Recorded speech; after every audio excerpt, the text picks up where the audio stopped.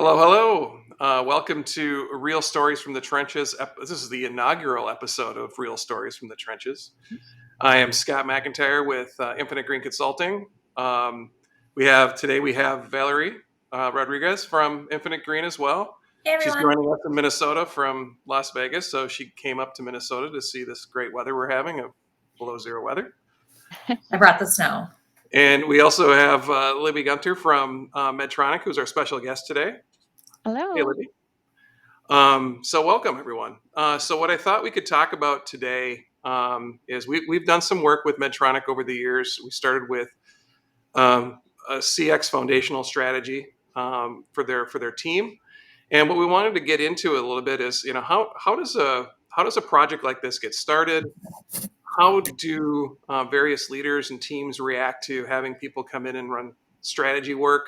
How do we deal with that? How do we frame up solutions and communications and change management efforts to kind of get through that initial other people looking at your stuff and suggesting maybe different paths and different types of tactics to get to that end goal? Because I think most of the time companies have a great idea of what that end goal is, right? We want a great digital experience.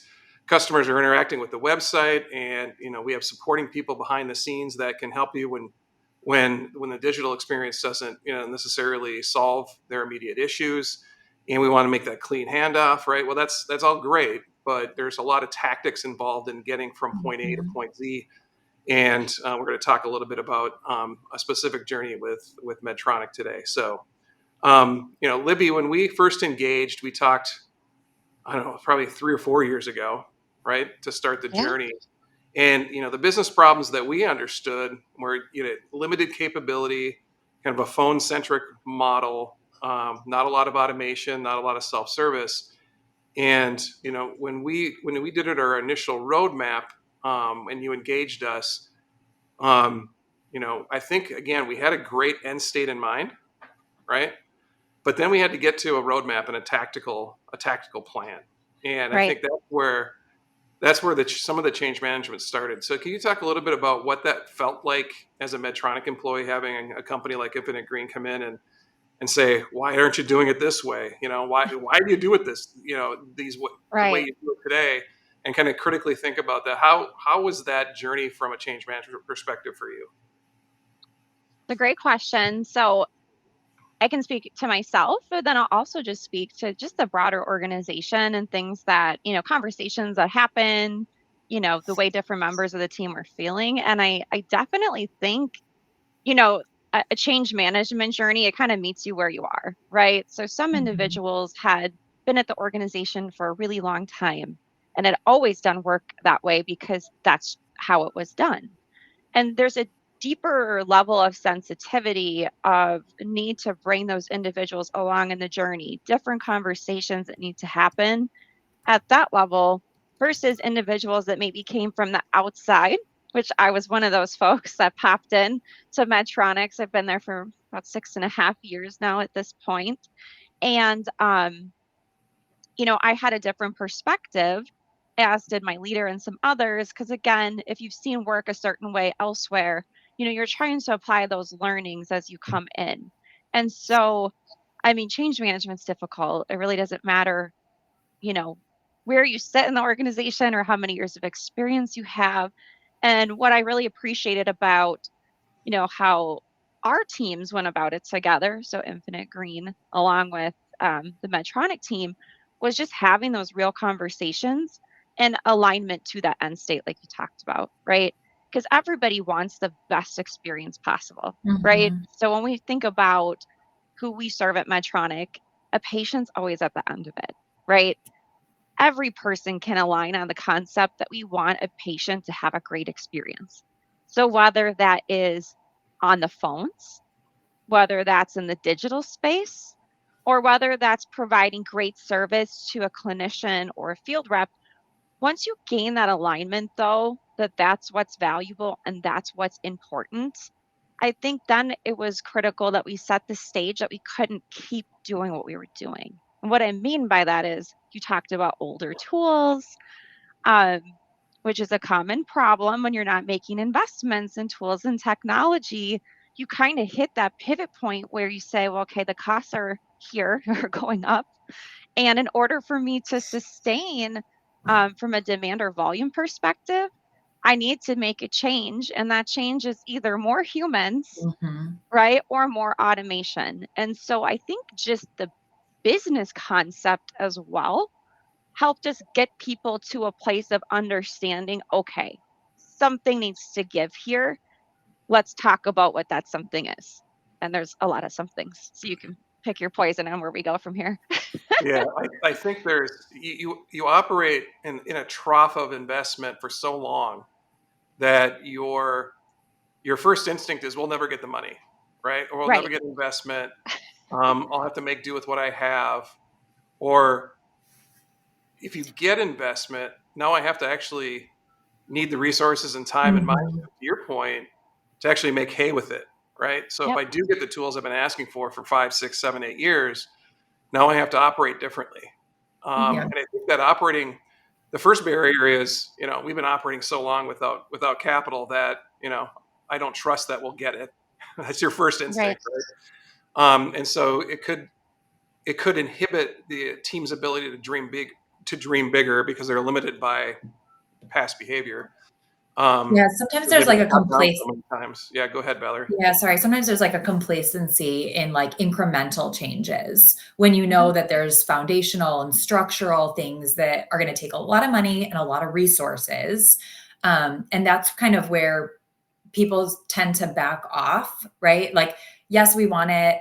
We state the business case, we see the value, but now I'm starting to back off a little bit because I'm worried about boiling the ocean or biting off more than I can chew, right? And so I think that's where, like, if I think to like the early stages of our engagement and trying to, have some of these quick wins so people can start to see those value items and that it's really not, the big behemoth, even though we're fixing Hmm. big stuff or we're attacking the root of the problem versus what's been commonplace for so long is just these kind of minor enhancements, and kind of starting to create that as a cultural expectation early on in a big project like that. I think we saw a lot of wins there too, Libby.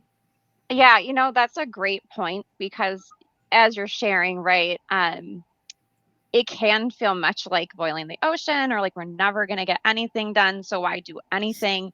And you Mhm. can put yourself in that headspace, especially in a corporate environment where, everybody's watching finances and, everybody, wants to conserve their money. And you're thinking about, well, how do I pitch this or how do I approach this?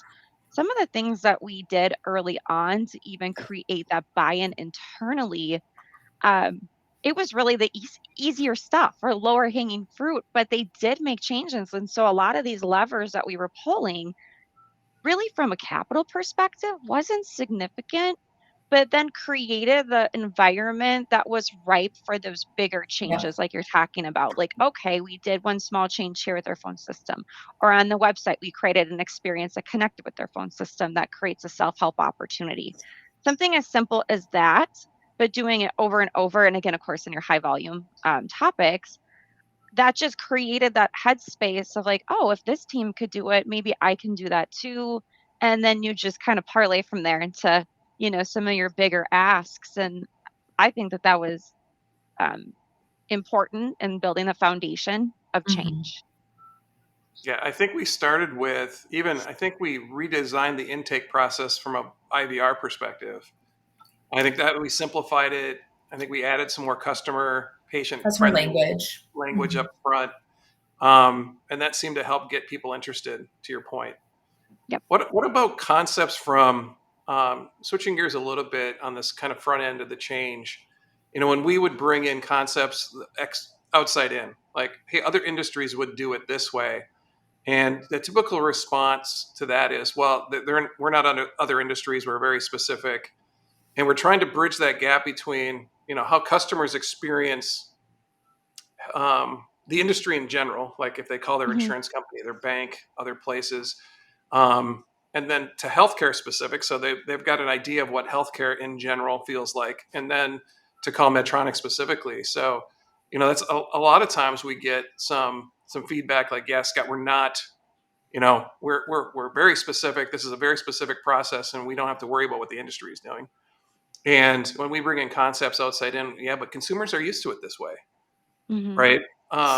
And do you remember a time at Medtronic when we had to bridge that as well? I know the one thing I remember personally is, we wanted to update some FAQs on the website, and I think the legal team said something like, "Well, it's going to take us 6 months to update some web content." We're like, "I'm sorry, right? Well, that's a Medtronic process," and that, it's a real barrier, right? Because there is Yeah. you don't want to get sued, and in the medical device arena, that's a high possibility. So we really careful on pushing on some of those norms, right, and trying to accelerate some of those. Can you think of anything else that you remember dealing with? That's interesting because, again, we talk about highly regulated environments, right? It's like the space I play in, it could be finance. Like, there's a variety of, organizations that sit in those regulated environments. And we all have different rules that we have to play by. But that's true regardless of where you go, what you do, right? And Yep. so when you start just taking that out of it, I actually found it extremely helpful to get case studies, use cases from other, customers that you worked with. I still tell stories. Can I Love name drop on here? Sure. Sure. Okay, so we talked about Intuit and about how they built their customer it. journey. And that was such an interesting one. And folks that are watching probably don't know what the storyline is here. So I'll try to summarize and just say that you really took them to a place where, again, there's automation, right? So there's automation, and then these agents are left taking like very, very difficult phone calls, right? The work changes as you automate, right? And so you're Right. talking about the change management. I still use some of those stories, but when I talk with my team, we talk about building a best in class experience. Regardless of industry. I Mhm. want a best in class experience because consumers expect that. Now, healthcare in itself, med device, it's slower to change, but still, I have a website I can go to or an app I can go to for my healthcare provider. I can see test results, right? And I can maybe chat with a nurse or something. And those experiences I expect as a consumer, right? Online banking, whatever it might be. I want to curate those same experiences at the same level or better. So we have to really take that concept of highly regulated environment out. It takes 6 months to update something on the website, and I'll say that that's gotten way better through our legal and approval process. But again, these are some of the challenges, but you Mhm. just have to be able to push through the barriers and explain the why, right? Mhm. And that's so critical. And I really can't say enough good things about seeing and learning about what other customers are doing that are best in class. I have my team call 800 numbers of support lines that I'm like, oh, that was a really great experience. I mean, we're constantly looking for things that stand out in just our day to day lives as consumers and trying to learn about how we can model that. And I think leveraging an organization like Infinite Green, you guys can bring a lot of that to us. And you did bring a lot of that to us, which again frames your mindset to be more curious and to challenge yourself. Yeah, I think that storytelling aspect is really a critical part of breaking down some of those mental barriers of, here is our process, here is our organizational structure, this is what we have to do because this is how, we've operated in the past. And when you share stories about how you've overcome that with other customers, regardless of what industry it is, I think that helps to build some confidence, to build some trust that this is the right path. Hmm. And our path was 2 to 3 years, right? So it wasn't like it was a one and done kind of thing, right? The Hmm. roadmaps that we put in place were very much building blocks, right? We're going to start with some easy redefining what the customer experience is, some easy intake process work, and we're going to build up to the really hard things, the full Mhm. digital experience, web bots and automation, all right, those kinds of things. But I think the other thing that we do a lot of work with is making sure that companies understand how the metrics are going to change, Yep. right? And introducing automation metrics was a challenge because you're training people who might have just operated with just a volume intake number, right? I took X Hmm. many calls and X many cases, and it took X time to they're falling out of the IVR in different places, or they're using IVR to text experiences. So maybe you could talk a little bit about how you educated the team on looking at more, I'd say, comprehensive omni-channel type metrics. Yeah. Yeah, so I'd just like even use your IVR comment about, if you think about it in a past life, if you were a one-to-one, a human answering the phone, a call's coming in, if you think about that experience and you have no other way to get support as a consumer, and abandon on the phone, right? Somebody hangs up. That's a negative, right? We don't want that. That's a bad Right. experience. Maybe they call back, but they fall out and they never actually reach you. And so that was a metric we really watched closely. And again, we were operating a very large call center. And then when you pivot to this new environment where there's automations, there's self help, there's opportunities to get text messages off the phone system that will answer your questions. We really had to do a lot of education around what I called like a positive abandon, which, you take credit for in some of Yeah, it's these an intentional models. deflection, right? Exactly. And so, again, a new concept, though, for teams that were so used to just looking at straight phone metrics and handle times and things that are very common in our industries. You're pivoting to this landscape of, oh, wait a minute, that's actually a positive experience. And now I'm putting gasoline on, the fire to see how I can ramp up those positive abandons. Where can I create opportunities for someone to self help? So again, we have better service levels for people, teams, and people that need to get through and actually talk to a human. But there's this mix in the middle where, again, you may not need to talk to someone to get that help. And so Mhm. just that mindset around that being a positive thing and having to educate not just, it's my team, but it's also managers and different leaders that look at that data. If you saw that number 3x, 4x jump, and that's all you looked at, you're very concerned. And so we did. That was one of the big things we worked on, was creating that model that really showed and demonstrated the evolution through data, Mhm. right? Here's our one Yeah. for one back in the old times when we were just phone. Here's all the great things that we've done and how it impacts cost, right?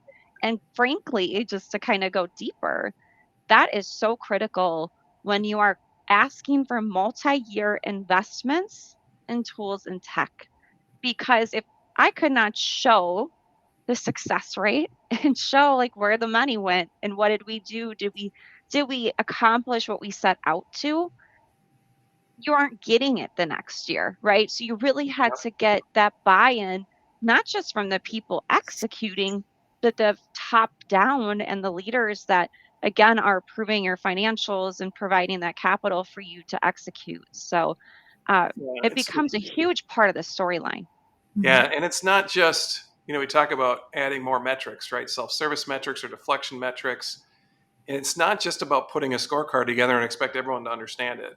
Right. You have to put the storyboards together to demonstrate what that experience is like for the patient and where those Mhm. metrics show up. And I know, Valerie, you had spent a ton of time in storyboarding that experience. Maybe you can talk about that a little bit more, in how we bridge the gap between a phone centric organization to all of these various Mhm. channels, complementary channels, and what you did to help storyboard that out.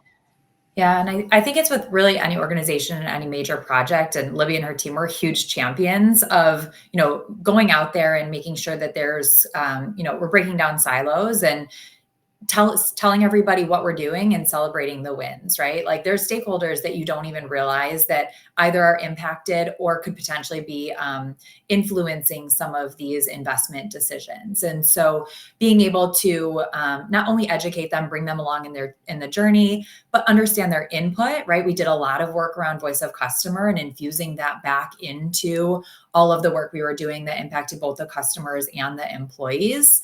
And I think kind of taking and tying all all of those things together, kind of helps build more of a comprehensive, holistic story where you're not just looking at a scorecard, right? We're including audios of actual calls. We're including, what the customer sees on their cell phone when they're going through a journey, and how we're connecting, something from the actual physical device to their mobile device, to what they're able to then communicate to the human that's giving them more of that complex care and feeding, and creating that relationship with them. So I feel like it's really kind of bringing all of those things together, doing it in both a visual way that has enough of the data to support it, and the context, and champions. And so I think that's the biggest part, is where Libby and her team were just incredible in championing these efforts and bringing forward the customer stories and bringing forward the employee stories, in addition to the actual technical work that's being done, because that's just not always the fun part that people want to hear about. So you have to kind of bring that, the sexiness, or, what the customers are saying is really what people want to hear about, and what creates that, that connectivity and that human emotional value. Yeah, and the before and afters, I think were so critical, because when you think about, again, talking to people at different levels of the organization, I think it's a lot easier for a leader to say, well, what is a human actually experiencing? What is a patient experiencing when they contact us today versus a year ago? Like, show me that delta. And that was a really critical component. Again, not just talking with leadership to get investment, but we also use that as a tool and mechanism to kind of evangelize the way that we're working and how we operate, talking with other groups across Medtronic, because there's plenty of opportunity, again, to kind of jump onto some of these concepts and say, well, hey, I work over in this side of the business and look what they're doing. Could I try to apply some of that? And so we've leveraged a lot of that talk track, that before and after, because again, people can really rally behind that when they can see and feel the experience, again, along with the data. It just really, it does hit differently when you have that full concept put together in a nice package, which again, I work in tools, tech, automation. I'm more of like the geek behind the scenes to some extent. So having you, Valerie, step in and create a lot of that for us was so helpful, because there's just not enough bodies to do the work. And then you brought that level of expertise that allowed us to keep executing, but then have this great story to share, where had we had to stop to build those stories, it just would have taken a lot of time. Right. And not a skill set that, is maybe my best. Yeah, it's funny. We always say that kind of first to paper wins, right? But in your case, it's we didn't bring any Einstein ideas to the table. That wasn't our role. Our role was to get it framed, to document it, to bring in our perspective from other companies that we've worked with, to create the tactics, the roadmap, right, and kind of package up what you had in your head and what you wanted what you wanted your team and your patients to experience, and create some structure around it, right? Mhm. Some milestones, some structure, some storyboards, the emotional connection as well, to get people on board. And I think that storytelling is a critical part. It's not just this rational, hey, Scott, I need to invest $1 million and I can get 3 million back. We're like, okay, that's great, but why is anybody interested in that?